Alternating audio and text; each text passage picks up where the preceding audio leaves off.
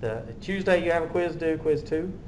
The following Tuesday you have a quiz due, and probably the following Thursday or the following Tuesday after that, most likely be when your test is due. So that'll give you a couple weeks on your test if I have it available by Tuesday. So that's kind of where we stand. We finished 4.5 last time. I am going to go in again briefly to the homework, make sure there's no questions on anything, and then we'll kind of go from there. Are there any comments, questions, concerns? Okay. Again, I did get your quizzes. I just started grading those. I have a screen at home that I'm not able to use right now that I can type, write on and do that kind of a little more neatly, and I like to use, so hopefully I'll be able to do that soon. So I was grading a few here, but I have started grading those. I should have those to you definitely by Tuesday, maybe by the end of the day. Have those graded and Blackboard, so you'll be able to go in and look at those. And a few of you have already finished that. Everything looks pretty good so far, I think, from a quiz standpoint. Not too many issues. I'll probably spend some time going over that. Hopefully everybody was able to get that to me somehow. If you couldn't get it on Blackboard, I had a couple people that turned it in, and that's okay. I would like to be able to do it on Blackboard. That way I can grade it in line. So going into the Tuesday's quiz, if you're continuing to have trouble with that, let me know, and maybe we can work on it here in class and figure out a good way to get that onto Blackboard. But I'll have those grades to you, quiz 2, and then I'll start grading those as well. If you missed a quiz, I did post a makeup quiz already, so there is another quiz on there that you can download and you can write on and you can submit. And after a couple of weeks, so you can still get some partial credit if you turn in this makeup quiz. Hopefully you'll do that soon. So we'll have grades back. I like to spend some time in class just going through the quiz, going through each problem and saying, hey, here's what we've done, here's where I saw some people go wrong, here's what I would recommend, things like that. So we'll do that. I'm probably going to give it another week or so to make sure I don't get any more makeup quizzes and things like that turned in.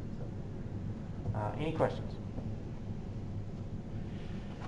All right, so last time we covered graphing really of sine and cosine functions, and today we're going to go into tangent and some other things.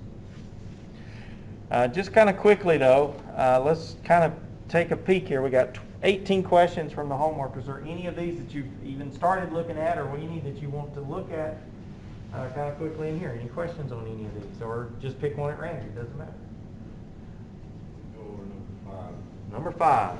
Good choice. Number 5 is alive. All right, sine of, oh man, it's a good one. Phase shift and everything. Sine of x minus pi over 4. So again, if we don't have a multiplier out front, then our amplitude is just 1. That is our coefficient. That is our multiplier. Right? It is the absolute value of whatever that multiplier out front is. Okay. The period is 2 pi divided by b, where b is whatever coefficient is in front of x. So in this case, there is no coefficient, so it's just 1. Right? So 2 pi over 1, so it's just 2 pi. And if you type in pi, you get a pi symbol, or at least I do. Okay. Next, the phase shift. So this is where we're looking at c over b. So in this case, our bx right here is 1, right? So it's going to be c over b. So it's going to be pi over 4 divided by b. Right? But in our case, b is 1. So it's just pi over 4. And remember that it is defined as bx minus c. So you're doing essentially the opposite of whatever this sign says. If it says minus pi over 4, then it is positive pi over 4 that you put in for the phase shift. Questions on that? Okay, so let's graph it. It says determine the amplitude and then graph. So I'm just going to come in here. I'm going to click it rather than clicking the big to make the graph bigger. And I say, all right, this is a sine graph, so I'm going to use the sine tool. I'm just going to click anywhere in here. And it gives me a graph, and now I just go in, fill in the amplitude was 1, the period was 2 pi. I didn't have any vertical shift. There's nothing being added on the end here or anything. My horizontal shift, that's the same as your phase shift. So you type in pi over 4, and you get pi over 4. Hit enter, and you can see your graph did update. Kind of makes sense. that we're not starting here at 0 anymore. We've shifted over, so I think we're good here. Okay. All right, so let's do another one while we're at it. Determine the amplitude, period, and phase shift of this function. What's the amplitude here? Okay, I agree. What is the period? Well, it's going to be 2 pi over what? Over 4. But I can simplify that, right? 2 goes into the top once and goes in the bottom. 2 goes into 2 one time and goes into 4 twice. So we get pi over 2. Okay, phase shift. Well, this one's a little bit different, right? So it's going to be C over B. So I'm going to take the opposite of this sign here. So it's going to be pi over my B, in this case, is 4. So pi over 4. And we're kind of ready to graph at this point. So we got a sine. So I'm going to go to the sine tool. I'm just clicking here. I had an amplitude of 4. I had a period. We said 4 pi over 4. So it should just be pi. Okay. And our horizontal shift, we said, was pi over 4, I believe. So that would be our updated function. And it kind of makes sense. It is sine. I don't have any vertical translation. I'm going between -4 and 4. I'm not starting at 0. I'm starting over here, it looks like, at about pi over 4. So my base graph would be this right here to right here. And that kind of makes sense. Looks okay to me. You could double check the period if you wanted to. If I'm starting at pi over 4, and I'm ending right here, which appears to be, let's see, that'd be 2, 3, 4, 5 pi over 4. So between 5 pi over 4 and pi over 4 is a period of pi. So it kind of makes sense. Oh, missed something there. Let me go back and look at my answer. So period is pi over 2. Oh, I'm sorry. So it's pi over 2 pi over 4 was pi over 2.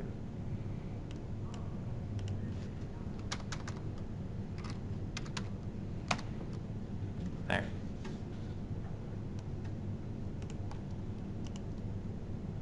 Okay. Are there any others on here that you want to look at? 3 to 17. 17. Okay. I think we can. There used to be, if I clicked in here, it would let me just skip to a problem. Oh, there we go. That'll work. Find and okay, so with this we didn't really talk about a whole lot. Probably what I would do when I come into equations like this is you can use sine or cosine, and you can shift things left or right. So any of these could be a sine or could be a cosine. I would recommend using the graph that, without the phase shift if possible. So in this case, since I am starting up here not at 0, I'm going to use a cosine in this case, right? So I'm going to say, all right, this looks like a cosine graph from here to here, right? So the period of this graph, if you look at it, I'm completing from here all the way to here. That is done over a period from 0 to 4. So my period in this case is 4. I want to go to the board, but I'll come back over here. So this was number 17.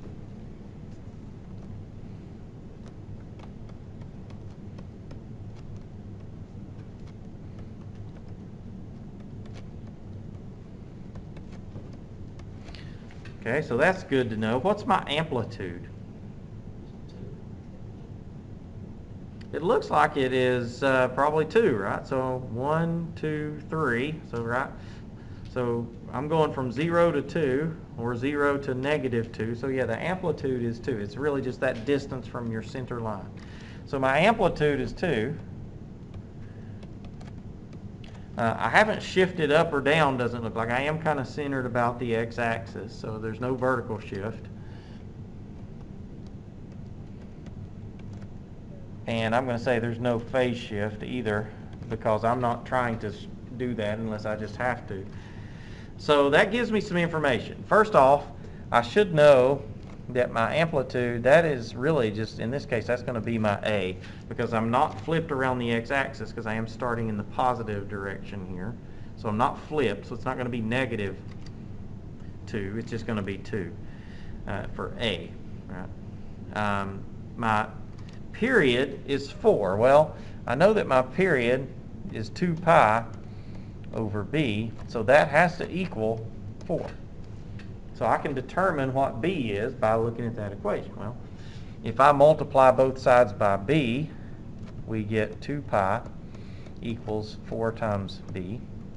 And then if I divide both sides by 4, I get 2 pi over 4, which is pi over 2. That is your B value.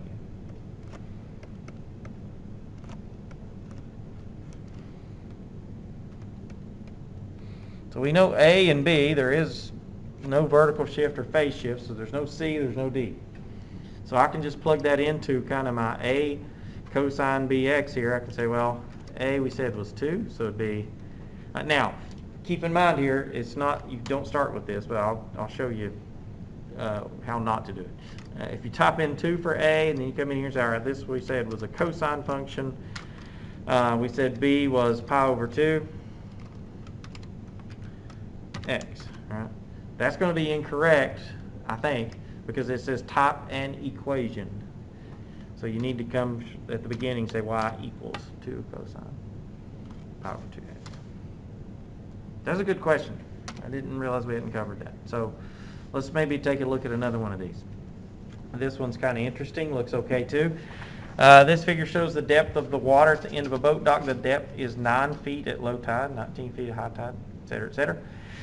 On a certain day, low tide occurs at 6 a.m., et cetera. Here's your graph, though. It's really the same kind of problem. Y equals, and it's even telling me to use a cosine function, which makes sense, right? So I'm just kind of starting at amplitude. I'm coming down to the bottom of the amplitude, and then I'm coming back up. So right in here, it looks like it's going to be about my period.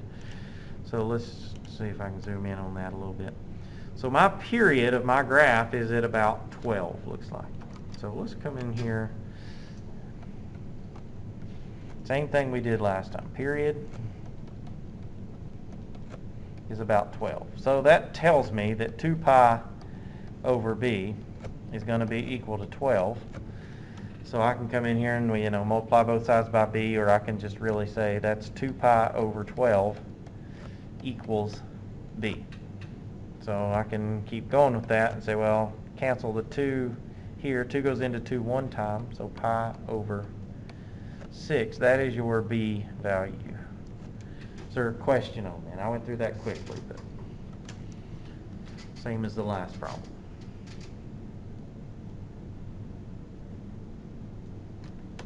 Okay, my amplitude, and again, so we're starting here at this center line. So this we might have to look at the words a little bit. It says, all right, the depth is 9 feet at low tide and 19 feet at high tide. Well, that means this total, right, from 9 to 19 is 10. So if I'm cutting that in half to get my amplitude, from here to here is 5. And from here to here is also 5. So your amplitude is 5. Is there any question on that? Does everybody see that okay? Now, since we're starting up here, it's the same as a positive cosine function. If it was a negative cosine function, I'd be starting down here. So my amplitude, in this case, just tells me that A then is going to be equal to 5. If it started at the bottom, it'd be negative 5. So y equals, and I'm mostly done, but I'm going to come back in here and finish up, 5 cosine of pi over 6 x. And it says to this vertical shifting, which we've obviously done. We're not centered at 0 anymore. So we have shifted up to this point. And again, between 9 and 19, that's a distance of 10. So if I cut that in half, it's a distance of 5. So if I take 9 plus 5, my center line should be right here at 14. So that's where I'm starting, so that's how much I have shifted up. Is everybody okay with that? Questions? Okay.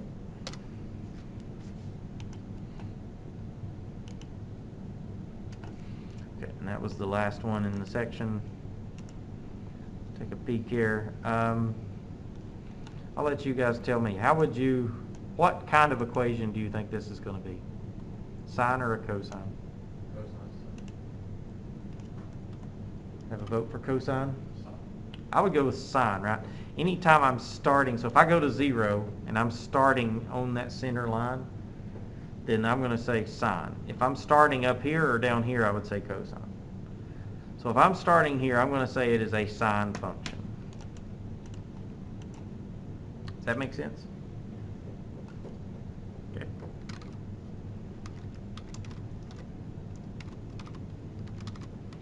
Okay, so going back to my graph, my period is from here to here. That is one complete cycle. So from 0 to pi. So my period is pi.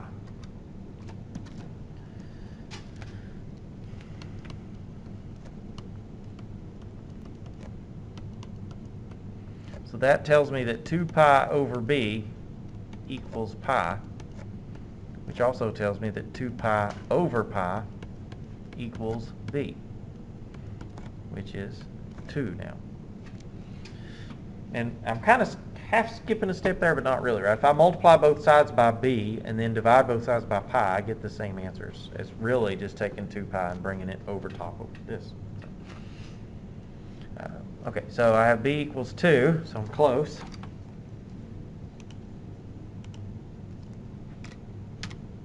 The question is, what's a? Well, again, I have an amplitude. That I can find pretty easily. Looks like I'm going up 1, 2, 3. And I'm going down 1, 2, 3. So that's your amplitude. So what's a? Say what?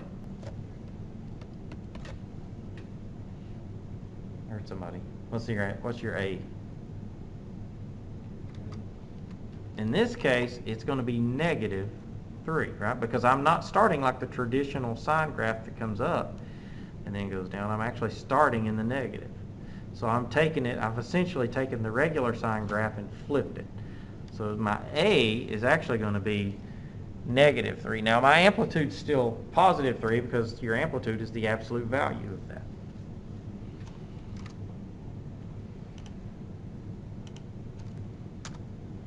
Does that make sense? Okay. All right, so, well, we've done 3 or 4 of these. Let's make sure. Use a vertical shift. Okay, I think the graphing ones are pretty easy, so I'm going to skip past those. And if you come across those as you're working through them, you have questions, let me know. I'll be glad to go over them in here. But, that being said, let's kind of get back to where we left off. So 4.5, I think we pretty much finished. We covered some basics. We did a few things on the handout, and then we did a couple examples. 4.6, we're going to dive into tangent function, and this is really a PowerPoint online. I've pulled it into these other notes in case we want to work on this at all. So, I'm trying to record, so let me get back over here. Did you start recording? Say what? Did you start recording? That's a good question. I believe I did. Yes. Okay. Yes. Hey. All right. So going back to the way we did last section, we said, all right, let's take our function. In this case, we're going to use tangent. Last time, sine, cosine. Said let's find some x values between 0 and 2 pi or 0 and whatever, and let's just find the corresponding y coordinate and plot those points. So we're going to kind of do the same thing here. If I start at 0, the tangent of 0 is just 0. Okay, and you can go back to, if you want to, kind of that, if you go back to your discussion of kind of what sine was, right? We said that there's our 0. That is the point, 1, 0. Tangent then would be 0 over 1. So 0 divided by 1 is 0. Tangent of pi over 6, that's this kind of 30-degree angle. And then again, this is kind of the way I do it. You don't have to. I draw these triangles. There's 1, 2, square root of 3. So the tangent is the opposite over the adjacent. So I would come in and say, well, that's 1 divided by the square root of 3. Well, let me get back to my graphing calculator here. And let's first off just say, what is 1? Well, see if I can remember how to do this while I'm at it. Let's make our step size pi divided by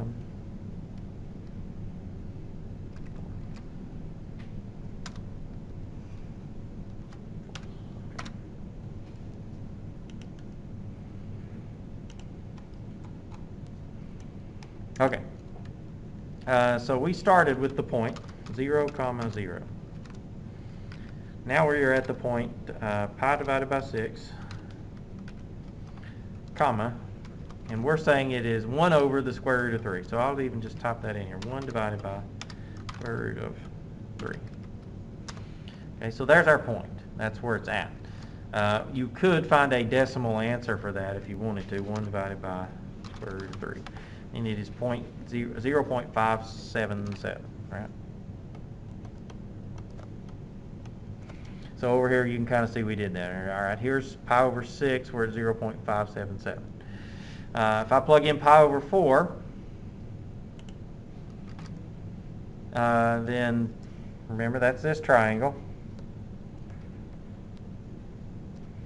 Small side is 1, and then we had square root of 2. So opposite over adjacent is 1 over 1, or 1. So we have the point pi over 4, comma, 1.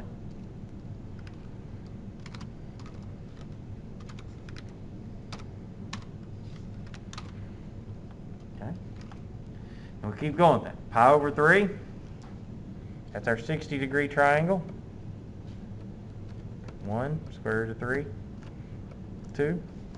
So it's going to be opposite over adjacent, or square root of 3, which is what? 1.7 something.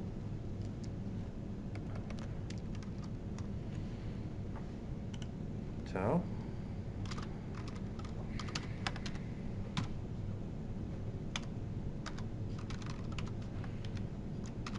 okay, so we're getting an idea of kind of what our graph looks like. And I've got some more points over here. I said, all right, if I go to pi over 2, though, and I try to take the tangent of that, right? That's this point up here that has coordinates 0, 1. So my tangent is 1 over 0. So my tangent graph does not exist at pi halves. It's just not, you can't find the tangent of pi halves, doesn't exist. So one way we can kind of get around that and kind of see what's going on is we can say, well, what happens as I get closer and closer to pi halves, right? So if I say, all right, if I take, this was 4 pi over 12, I guess. If I go another pi over 12, I make that 5 pi over 12, what do I get? All right, so I'm going to say pi divided by 12. And I want I really want to look at whatever the tangent of pi over 12 is. But I didn't want pi over 12, I wanted 5 pi over 12.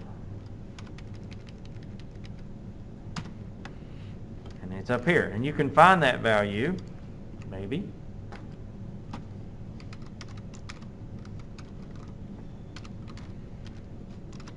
And it is 3.732.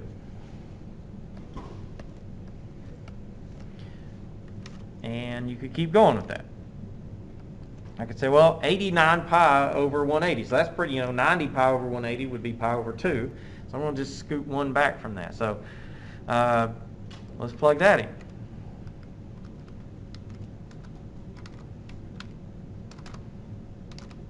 And I get this. Did I do that right?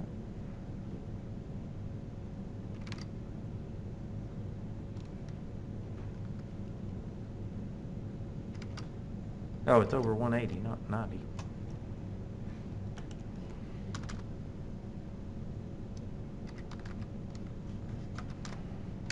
Okay, so we have 57.29.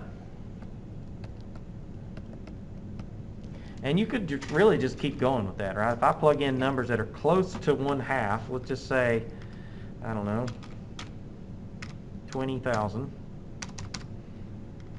or 200,000, sure, why not? And I say, all right, 99,999. I get 63,661, right? So you're getting points on here, but they're getting quite a bit higher. So what's happening is this line becomes what's really called a vertical asymptote. So my graph is approaching this line. It's getting closer to it, but it's never quite there. So let's go into our graph at least and do one more point here, and then we'll move on. So we said 89 pi divided by 180, comma tangent.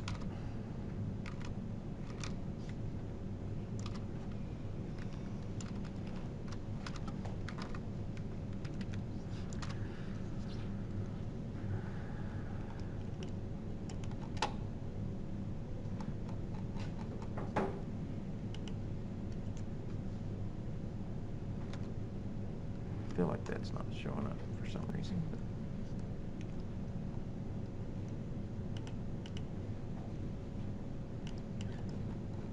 I'm just not zoomed out far enough. Okay, so you can see it's approaching this line. It's getting closer and closer.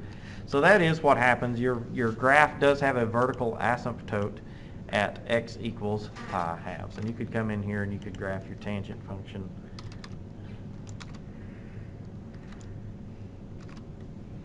You say, that's a lot, right? Because it's periodic. It repeats. So it kind of makes sense. But we're looking between 0 and pi halves right now.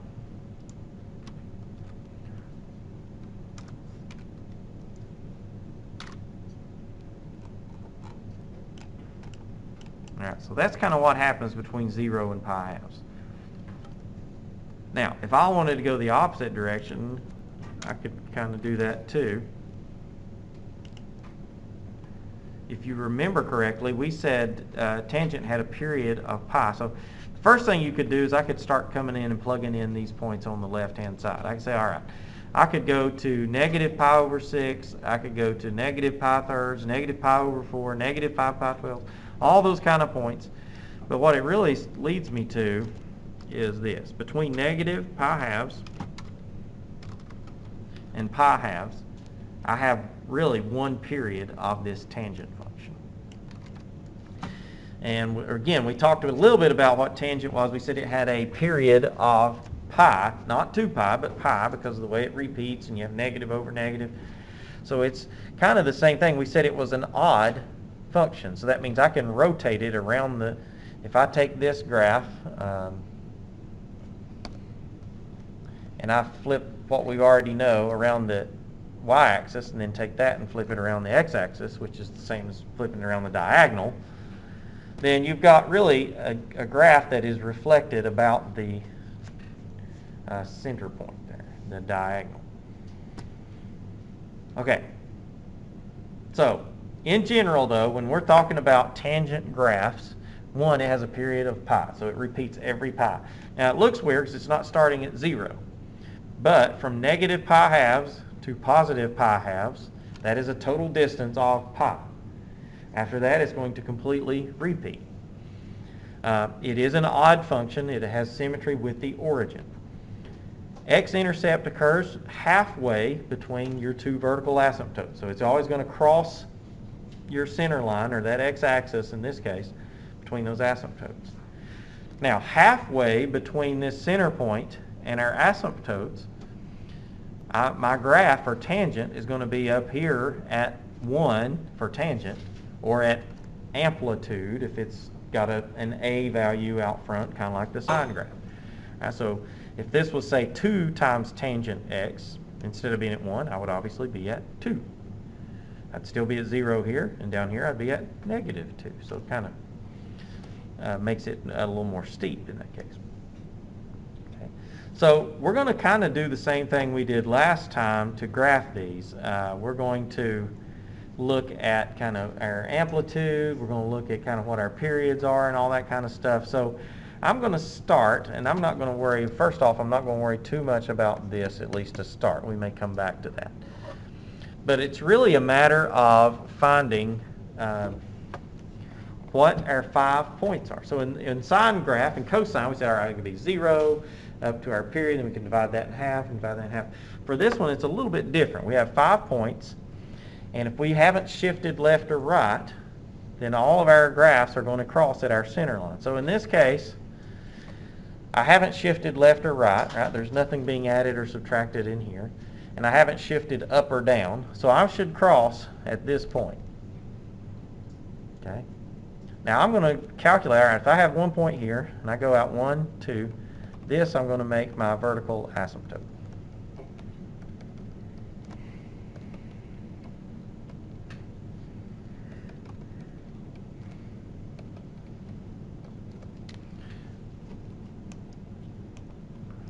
Okay.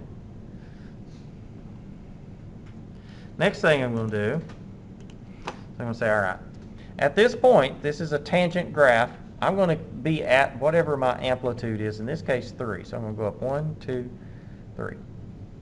On the left-hand side, halfway between, I'm going to go down 1, 2, 3. Okay? So I'm very close to kind of having a graph here.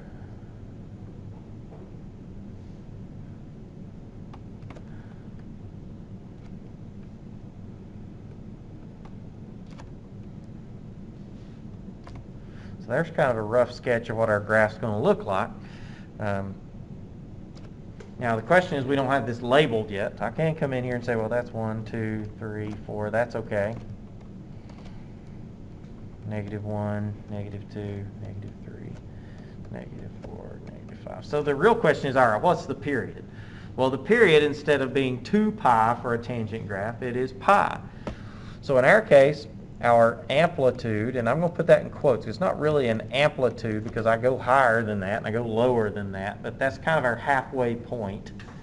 It's very similar to before. It's just going to be that absolute value of A. In this case, it's the absolute value of 3, so it's 3. Our period for a tangent function is not 2 pi over b, but pi over b, right? Because the period of a tangent function is pi in general, so I'm going to take pi over whatever that b value is. So in this case, it's pi over 2, right? bx. So that is our period. Now that's a little bit different than, 0 to pi halves, though, right? Because I'm saying I'm going to go from 0, and I want half of that period over here, and I want half of that period over here. So this point where this asymptote here is actually pi halves divided by 2, which is pi over 4. So this becomes pi over 4, and this is my negative pi over 4. Does that make sense? Somewhat? Yes? I'm really confused. Okay, so how did you, why did we divide by 2? Because this whole thing from here to here, oh, sorry. That is going to be my period. Right, because that is where one cycle of tangent is complete. Now, because my period is pi halves, I want this whole thing to be a pi halves across.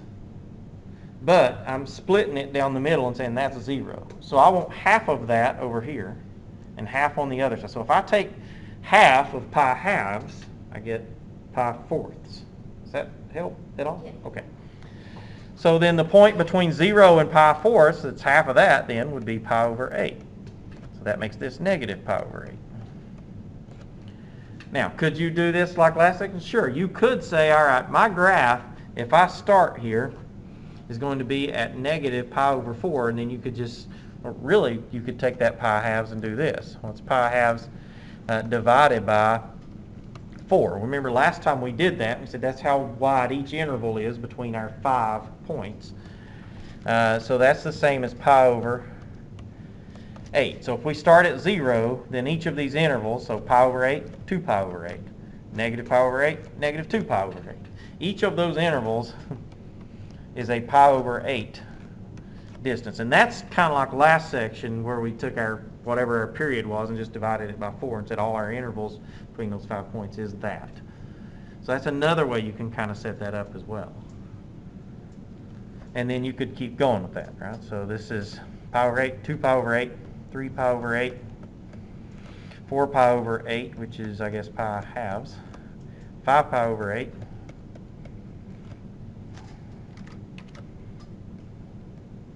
6 pi over 8, which is 3 pi over 4. Yep. So that means 1, 2, 3, 4, right here. That would be our next interval would be right in here.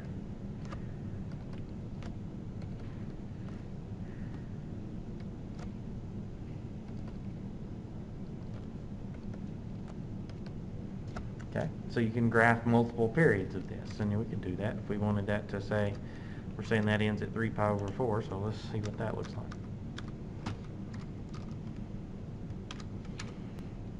And our function has changed though. Negative pi over 4.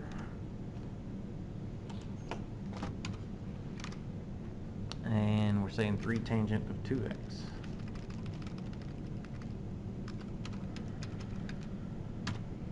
Okay.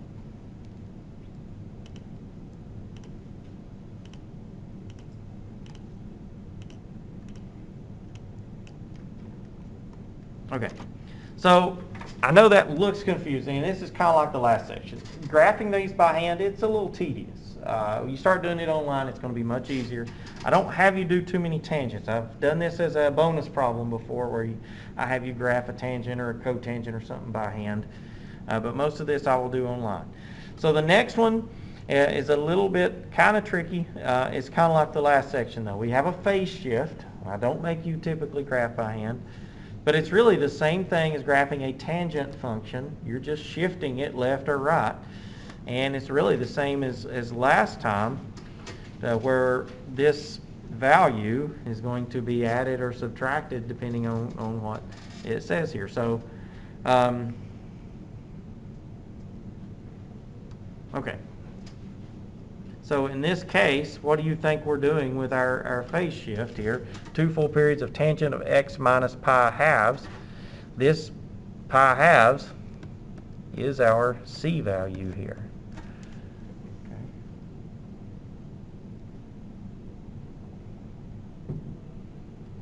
Okay. So c over b is just pi halves. So we're shifting by a certain amount here. Okay, so I'm going to probably, rather than try to graph this by hand for now, we may come back to this, I'm going to kind of move on. So this is your tangent. If I have you graph one by hand, it won't have a phase shift anyway, so I'm going to kind of leave it here. And then we're going to go over here to a cotangent function. Now a cotangent function is very similar to a tangent, but remember, it's just essentially, if you go to your tangent function, and I come in here and say, all right, here's my tangent function, I'm flipping it, right? So if I take 1 over 0, it's undefined. So that y-axis for a cotangent function is actually a vertical asymptote. If I take 1 over 1, then I'm at 1. So I have this same point on a cotangent function. Here, I've effectively had 1 over 0, so if I flip that, I actually have 0. Here I had negative 1, so if I take 1 over that, I have negative 1. So what a cotangent function looks like, if you go in and you flip all that, and we said, all right, this is our vertical asymptote, then at pi over 4, we're still at 1. Instead of being at 1 over 0, we're now at 0 over 1, or 0. Instead of being at negative 1, we're still at negative 1. And then finally out here, for a tangent function, we were at 0, so for a cotangent function, it does not exist. So it's really the same as a tangent function, but it's flipped, right? It is flipped over the x-axis, and your asymptotes have changed. It still has a period of pi, in some ways it's a little bit easier than the graph of tangent because it's not split around that x-axis to kind of mess you up. Still has a period of pi. The vertical asymptotes are at really 0 and then whatever your period is. It does have origin symmetry just like the other one. I could flip that whole thing around the origin. It's okay. Okay. And again, so it's very similar. So if I come in here to look at a cotangent function, I would come in here and say kind of the same things I've done before. I would say amplitude, and I'll put that in quotes again, why not, is in this case 1/2. So cotangent of pi halves x, so I would come in here and say period. And I would say, well, that's not 2 pi, it's a tangent cotangent, so it would be pi over b, or in our case, pi over pi halves. So that's the same as pi times what?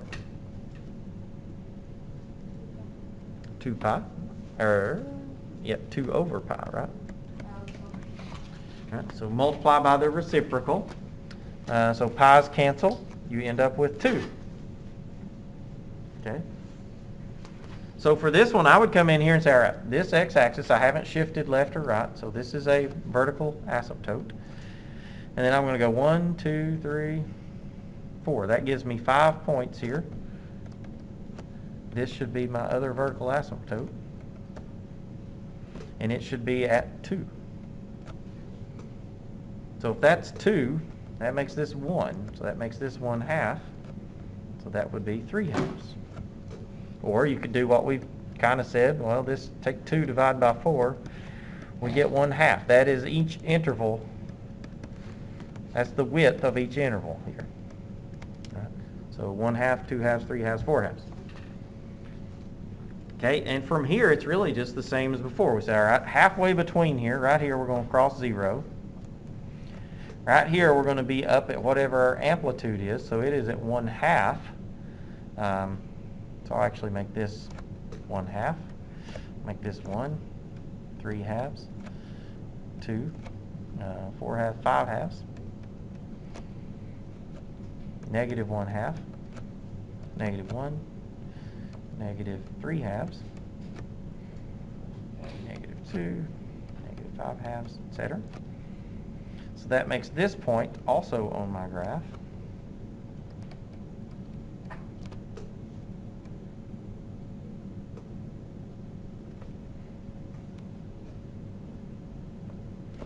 Okay. So that would be one graphing example of what your cotangent function looks like.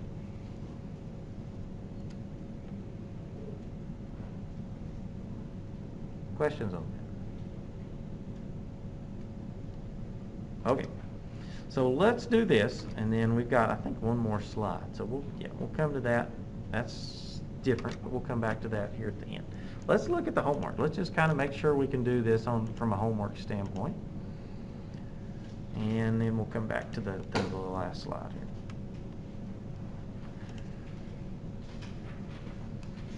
All right, so 4.6. Somebody pick one between 1 and 6. 3. Good choice. All right. Choose the correct graph of 2 periods of tangent of, et cetera, et cetera. So I guess the real question is here, amplitude is still 1. Period. What's the period of this function?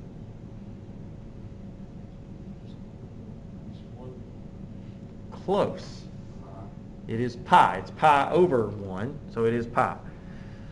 So the width of each of these from one dashed line to the other should be pi, right? Because that is the total period of a tangent, this tangent function.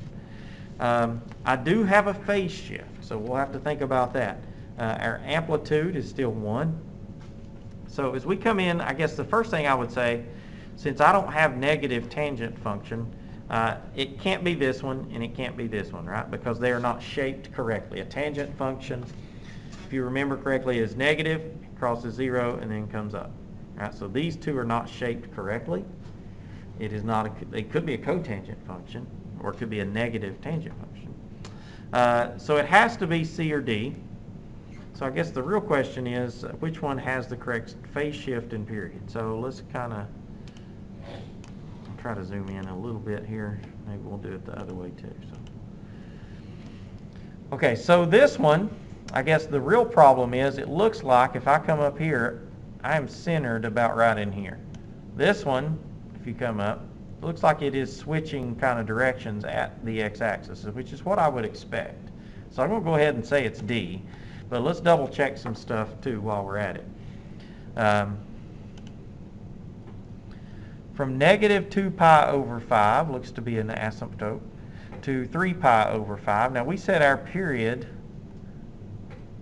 should be pi. Well, that doesn't make a whole lot of sense to me. Why that is 3 pi and that's negative 2 pi. Oh, that does. So negative 2 pi over 5 to 3 pi over 5. What is that, right? So that's 3 pi over 5 plus this 2 pi. That's 5 pi over 5. So it has a period of pi. Same thing here. 8 minus 3, that's 5 pi over 5. That's how big my period is. Secondly, I have shifted, it looks like, to the right by pi over 10 over 1. So in this case, if this is, and this is really hard to see here, but I have shifted to the right, looks like, so that part looks okay. It's really a question of the amount, and that's really kind of hard to tell. I'm guessing if this was 3 pi over 5, this would be 1, 2, 3, 4, 5. If you split that up, yeah, it kind of makes sense, I guess.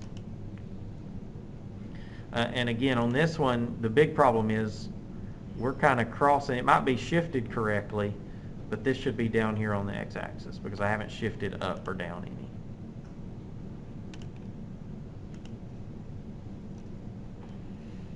All right, graph 2 periods of the given cotangent function. So these are more multiple choice in this section, so that's okay though.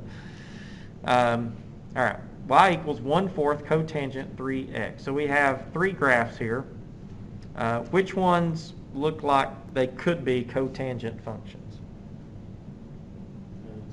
A and C, right? Because B is a tangent function because I'm starting low and I'm shifting up high, okay?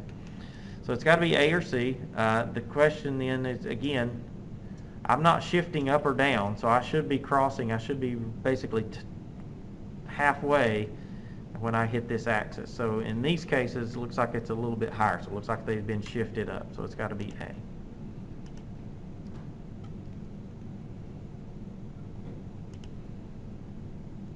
Okay. Now, this is something we haven't talked a whole lot about.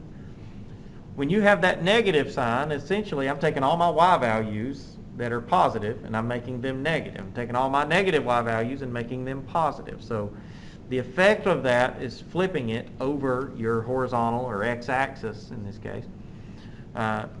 So a negative cotangent function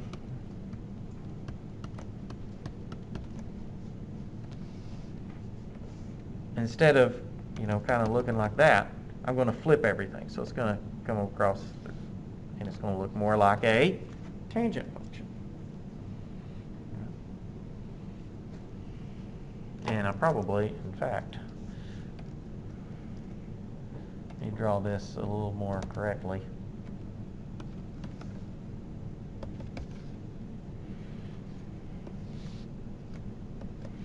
Okay. So a negative cotangent function should look just essentially like a tangent function. So this one kind of looks like a tangent function. This one kind of looks like, so both of these are okay. And this one is not. That's a cotangent function, but negative 5 cotangent of pi over 4. Okay, so it should look like it. So both of these still look okay, right? 0 to 4. So all I've done is just flipped everything. The only real question is, where do they kind of reach this amplitude, right? So as you come halfway between here and 0, it looks like my amplitude value in this case is negative 5 here and about positive 5 here. So it'd be 5, would be kind of be that A value. If I look at this one, and I come in here and say, all right, if I go halfway across, this is definitely not up at 5. It looks like it's at about 1/2 or so. Maybe even 1/4. So my amplitude is again controlled by this 5, so it's going to end up being B in this case. Okay, so then we're to reciprocal functions. So, wow, these are all multiple choice, aren't they? Okay, well, should be easy enough. So let's go into these reciprocal functions a little bit then. So we have not talked about that too much. Reciprocal functions are actually pretty easy to graph. There's not a whole lot required here. Now, what you can do is you can, kind of like we did with cotangent. So we kind of took our tangent graph and we flipped it, right? We kind of said, well, if we had 1 over 1 is still 1. And 1 over 0 now is undefined, so we have a vertical asymptote. 0 over 1 is now 0. So we're going to kind of do the same thing when we graph reciprocal functions. So if I take between sine and cosecant, if I come in here and you can kind of see here these red dotted lines, that is a sine function, right? I'm starting at 0, I'm kind of coming up to amplitude here, pi, 3 pi over 2, and then 2 pi. That is my sine function. Well, for a cosecant, anywhere where I am at 0, I'm flipping that, right? So it's something over 0, 1 over 0, for example. So all of those are vertical asymptotes. Anywhere where that sine function becomes a vertical asymptote. The other points you can kind of look at is say, well, anywhere where I was at 1 or at amplitude, I'm just going to be 1 over 1 in this case, right? So that amplitude or whatever, I'm just still going to have that point on my graph. So the actual graph of cosecant is I'm going to approach these asymptotes on either side, and then I'm just going to make this loop. It's really pretty simple, but you need to be able to graph the sine and the cosine. And cosine's exactly the same. You graph the cosine function and then just kind of say, all right, anywhere where I'm 0, I have vertical asymptotes. Anywhere where I'm at amplitude, that point's fine. That's where my point on my graph's going to be. So, knowing that, it says here, use the following graph to obtain the graph, etc., etc. What is the equation of the reciprocal function? So if this is y equals negative 1/5 sine of x over 3, it's just going to be y equals negative 1/5 cosecant x over 3. Okay, so it's the same thing. All you're replacing is the correct function, right? So sine, cosecant, secant, cosine.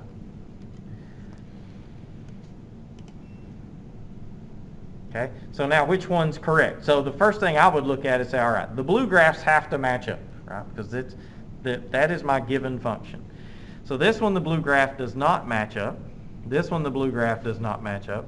This one, the blue graph looks like it might match up. This one, it does not match up, right? Because I'm at amplitude here. So it's going to be C, but let's take a closer look. So here's our blue line, and again, anywhere where I'm 0, I've come in and said, all right, that's going to be my vertical asymptotes. And then here at this point, it's going to be common between the two. So that's just kind of your graph. That's all there is to it.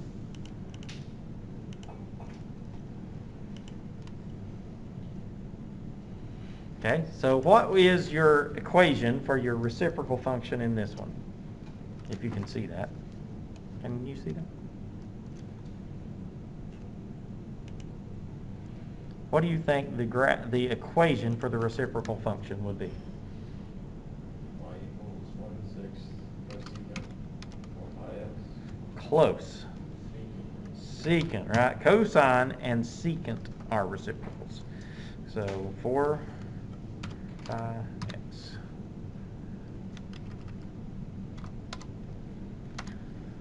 Okay.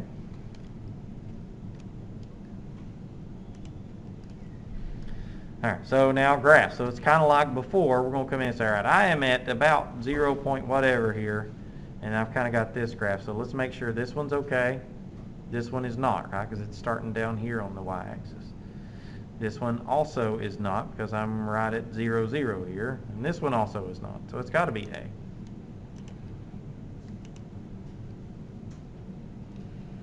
All right, choose the correct graph of two periods of 7 cosecant x below. Okay, so this one again is very similar, right? It should be the red dashed line here should be the graph of 7 sine of x. So I should go between 0 and 2 pi. This graph's okay. This graph, I start negative, right? So that's not a sine graph in the red, so it can't be B. Here I'm starting way down here, so that can't be the sine graph, so that one's wrong. This one's also a cosine graph if you look at it, so it has to be A in this case. If you look at it, you can see, all right, between 0 and 2 pi, that's kind of my sine graph. My amplitude should be at 7. That looks about right. All right, 1, 2, 3, 4, 5, 6, 7. Yep. So, kind of makes sense.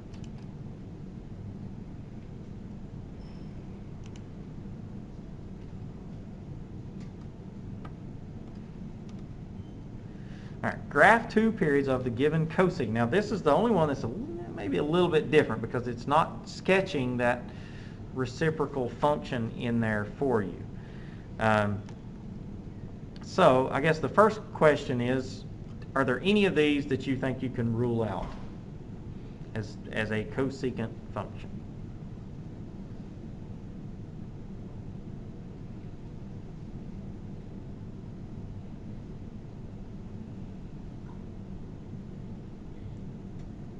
Say what? I think you can, right? So first off, it's 1/4 sine, right? So 1/4 sine should start right here, right? And it should kind of come up here and do this. Well, this one looks like its center line is not on the x-axis. Okay? 1/4 sine of whatever would be centered on the x-axis. So this one looks like it's out. This one is centered on the x-axis, so that's okay. And guess what? This one's not centered on the x-axis. So I'm going to go ahead and say it's going to be B based on that alone. Okay, this one's kind of similar. -8 cosine of x. So let's think about where that would be. That would be centered on the x-axis, so these look okay. I think they're all kind of centered on the x-axis. So the question is, what would we look for? So let's take a look at this one, for example. So as I come in here and I have -8 cosine of x, right? That would mean negative cosine wouldn't be starting up here, it would be starting down here. So that kind of makes sense. This one at least lines up with where it should. And then it would come up here to 0 and have an asymptote. Then we come up here. So this one has potential. Let's see, that's a scale of 20. So what, 2, 4, 6, 8, 10, 20, 12, 14, 16, 18. So it looks like 2. So 2, 4, 6, 8. So it would have the correct amplitude. I think this one's okay. So we'll keep that one in mind. Let's double check these others though. Negative cosine, or -8 cosine, -2, 4. So it's not starting down far enough. That one's starting at -4 and coming up to +4. So that one's not too bad, but it's not going to work because the amplitude for the function is not correct. This one, we're starting at positive amplitude, so it's not a negative cosine function. We're starting up here. And then this one's kind of the same deal. We're starting above the x-axis, so for a cosine function, that's not going to work. Okay? And so we could keep going with that one. I think this one's very similar. Let's see if there's any more of these that this is the last one, so we'll take a peek at this one.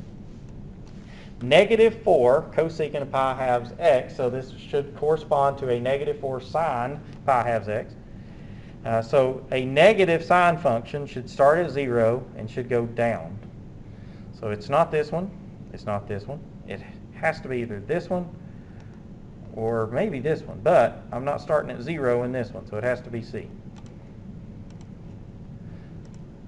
Now, all that being said, the homework problems are relatively easy. Let's see if I think I had one in here.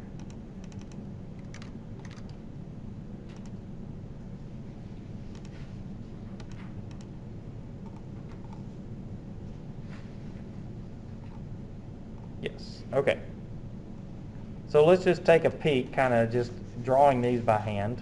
Again, I don't have you do this a whole lot. Graph y equals sine of 2x. So this is kind of a good review from last section, right? So I would come in here and say, all right, y equals sine 2x. Amplitude is 1, right, because there's no a value. Period is 2 pi over 2, or pi. I have no vertical shift, no horizontal shift. So I'm going to start here, and I'm going to go out to pi. But if I take that period, divide it by 4, I have pi over 4. So that means the width of each of those intervals is going to be pi over 4. So I'll make this pi over 4, this 2 pi over 4, which is pi over 2. This will be 3 pi over 4. So this would be pi. So one full cycle of sine would be graphed here. Is everybody okay with that? Now the graph of a sine function, if this is 1, -1, I'm going to have this point. I'll start positive, come back, go down to negative, come back. So my sine function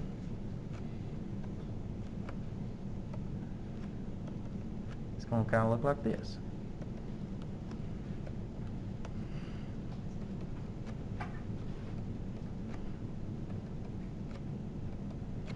All right, and you could keep going with that. That's just 4 pi over 4, 5 pi over 4, 6 pi over 4, 3 pi over 2, I guess, etc. Negative pi over 4, 2, 3, 4. So the real question is, well, okay, that's great. That's the cosine graph. How do I graph that's the sine graph. How do I cosecant?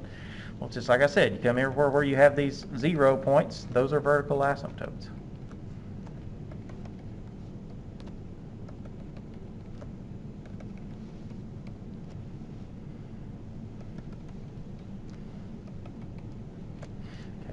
And then you go to these points where you have the crest of this hill here. So, all right, that 1 over 1, guess what? If I flip that, it's still 1. So I'm just going to come in here and say this. 1 over -1, -1.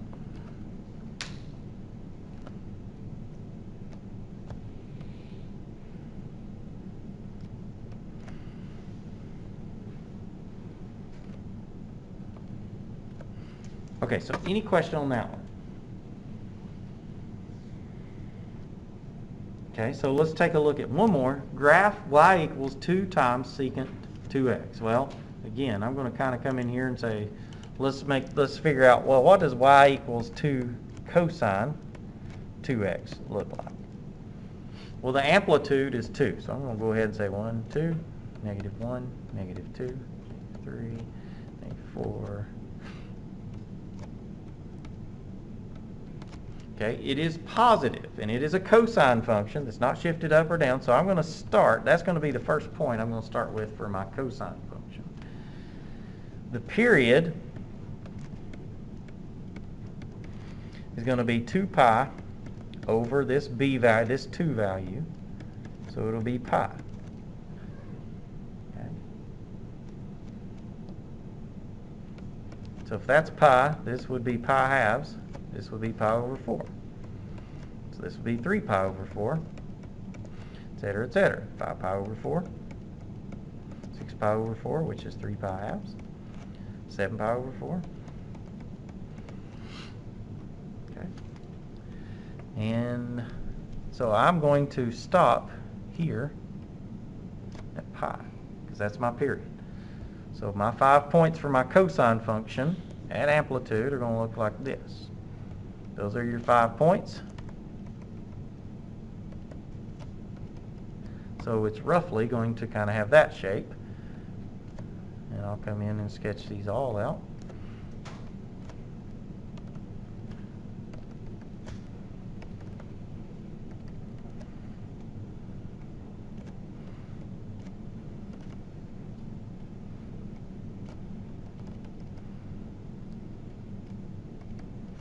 Okay, so finally, my cosecant function is going to be just like what I did before. I'm coming here and say, all right, that's going to be a vertical asymptote. This is going to be a vertical asymptote. This one, etc. Oops, didn't draw that one in the right place.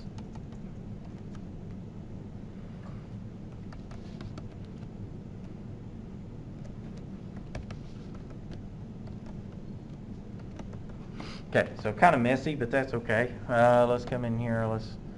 let's draw this one green, right? So we're going to come up here at this point. I'm just going to say, all right, here.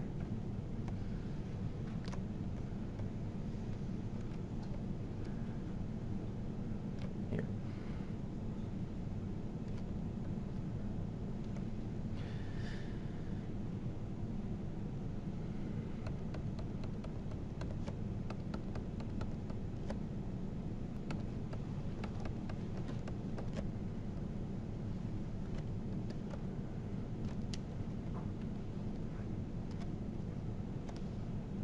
Okay, so that's kind of the rough sketch. So you can see graphing these really isn't too bad if you can graph the sine and cosine functions. After that, it's just kind of a rough sketch using those asymptotes and et cetera. And then finally, at the very end, is kind of a summary of how all that works as far as what the domain and range and stuff of all these graphs are and how it looks. And we'll come back to that probably next time as we start looking at inverse functions and things. So, other questions on this? I know it's kind of hard to graph. It's kind of hard to do in class. Maybe next time what I will do is have you guys graph a sine or cosine function, or maybe even a tangent, and then just kind of go around the room, make sure we can all kind of graph a basic sine and cosine type of function. But we've worked through almost all the homework problems. Don't forget attendance. Thank you for reminding me. I do need to do that. Other than that, I think I'm going to call it early today for once.